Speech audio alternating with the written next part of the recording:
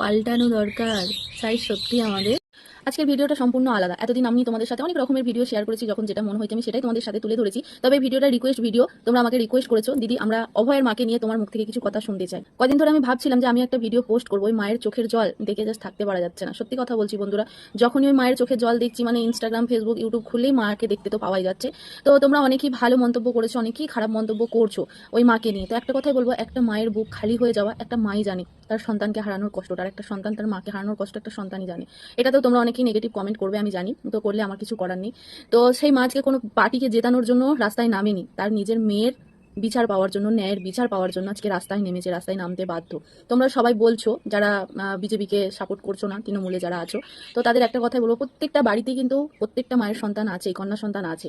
যখন যার সাথে খারাপ কিছু ঘটবে, এরপরে যেন না কোনো মায়ের সাথে ঘটে। আজকে আমাদের এই মায়ের সাথে যে ঘটনাটা ঘটেছে, মায়ের কোল খালি করে দিয়েছে যেই শয়তানরা, তো আমরা সকলেই চাইবো যে ওই শয়তানরা শাস্তি পাক আর আমাদের মা ন্যায়ের বিচার পাক, তার মেয়ে আত্মার শান্তি পাক। আমরা সবাই এটাই চাইবো। তো দুষ্টুরা যতদিন না ধরা পড়ছে না, সত্যি কথা বলতে কেউই শান্তি পাবেন। যারা সত্যি করে মন থেকে চেয়েছো যে আমাদের অভয়া বিচার পাক, ন্যায়ের বিচার, তারা রাস্তায় নেমেছো, ওই মায়ের সাথে, মায়ের পাশে আছো, সাথে আছো।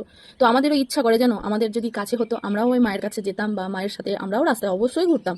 একটা মা তার মেয়ের জন্য বিচার চাইছে, এটা তো কোনো খারাপ নয়। তোমরা যে খারাপভাবে মাকে গালাগালি করছো, তো তোমাদেরও তো মা আছে, বোন আছে বাড়িতে, বলো। আর যদি তোমাদের সাথে এই ঘটনাটা ঘটে যায়, দেখছি তো অনেক নিউজ, যখন ওই মা বাড়িতে বাড়িতে সবার যাচ্ছে যখন, যে মেয়ের জন্য, যে আমার মেয়ের বিচার পাবে তো, ন্যায়ের বিচার হবে তো, অনেকেই মাকে তাড়িয়ে দিচ্ছে বাড়ি থেকে। একটা তো মহিলার ভিডিও আমি দেখেছিলাম, তার মনে হয় কোনো সন্তান নেই জানো, সেই মহিলাটা এমনভাবে ওই মাটাকে মানে তাড়িয়ে দিচ্ছে, জাস্ট দেখলে তোমরা কি বলবে, মানে সেই দৃশ্যটা দেখার মতন নয়। তো একটা মানে অনেক বয়স্কই কাকুর বসে কি বাবার বসে এরকম হবে, কাকা জ্যাঠাদের বসে, তো সে বলছে যে তোমার কি মেয়ে সন্তান নেই বাড়িতে, কাজ তোমার সাথে না ঘটুক এরকম ঘটনা, তাহলে তুমি বুঝতে পারবে। তো এটাই বলবো, আজকে যদি ওই মা আমাদের হেরে যায়, তাহলে কিন্তু আমাদের পৃথিবীর প্রত্যেকটা মায়ের হার হবে। এখানে কোনো পার্টির ব্যাপার না।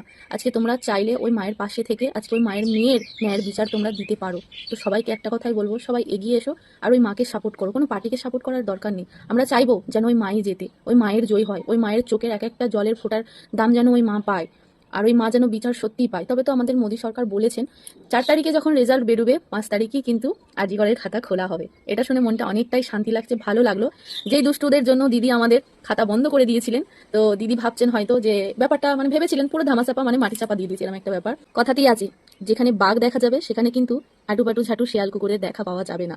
তো বাঘ এসে গেছে, চিন্তা করার কোনো দরকার নেই, মায়ের জয় হবেই। তো সবাইকে একটা কথাই বলবো, সবাই আমাদের অভয়ার মায়ের পাশে থেকো, সাথে থেকো, আর মাকে জিতিয়ে দিও। ভিডিওটা শেষ করার আগে একটা কথাই বলবো, পাল্টানো দরকার। চাই সত্যি আমাদের মোদিজি সরকার। সবাই একতা হও, সনাতন জাগো, আর সবাই আমাদের মায়ের পাশে থাক, আর মায়ের ন্যায়ের বিচার পাইয়ে দাও। সবাইকে এটাই বলবো। তো সবাই ভালো থাকবে, সুস্থ থাকবে। জয় শ্রীরাম।